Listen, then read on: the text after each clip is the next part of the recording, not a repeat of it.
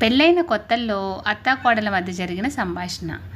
అత్త: కొత్త పెళ్లి కూతురివి, నువ్వు చీపురు పట్టుకోవడం ఏంటి?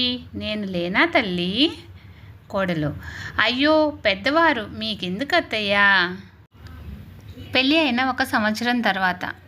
అత్త: చీపురు పట్టుకోకుండా రాణివాసం వెలగదిద్దాం అనుకుంటున్నావా ఏందమ్మా? కోడలు: అత్తవైతే మాత్రం ఆ మాత్రం ఇల్లు ఊడ్చడానికి ఏమొచ్చిందమ్మా నీకా? రమేష్: బావా, మన పురుషోత్తం గాడు తన లవర్ కాదందని ఆత్మహత్య చేసుకోవాలని సెల్ టవర్ ఎక్కాడురా. సురేష్: తర్వాత ఏమైందిరా? రమేష్: వాడి అదృష్టం ఏమో కానీ అదే టైంకి ఉమెన్స్ కాలేజీ వదిలారు. పోలో మన ఆడోళ్ళు బయటకు వచ్చారు.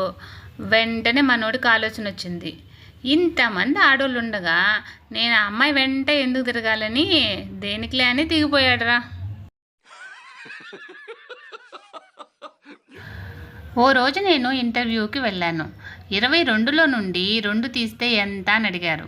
నేనన్నాను, ఏ వైపు 2 తీయాలి అన్నా. అంతే, నీలాంటి మేధావికి మేం జాబ్ ఇవ్వలేనమ్మా అన్నారు. నిజంగా నేను మేధావిని అంటారా?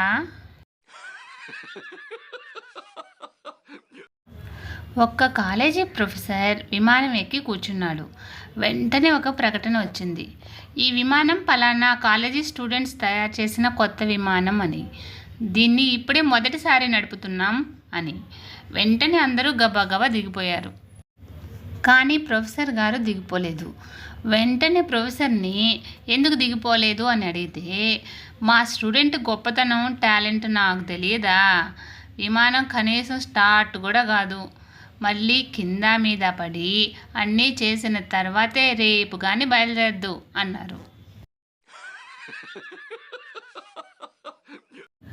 చింటూ పరీక్షా హాల్లో కూర్చొని దిక్కులు చూస్తున్నాడు. టీచర్: ఏం చింటూ అలా హైరాణ పడుతున్నావు?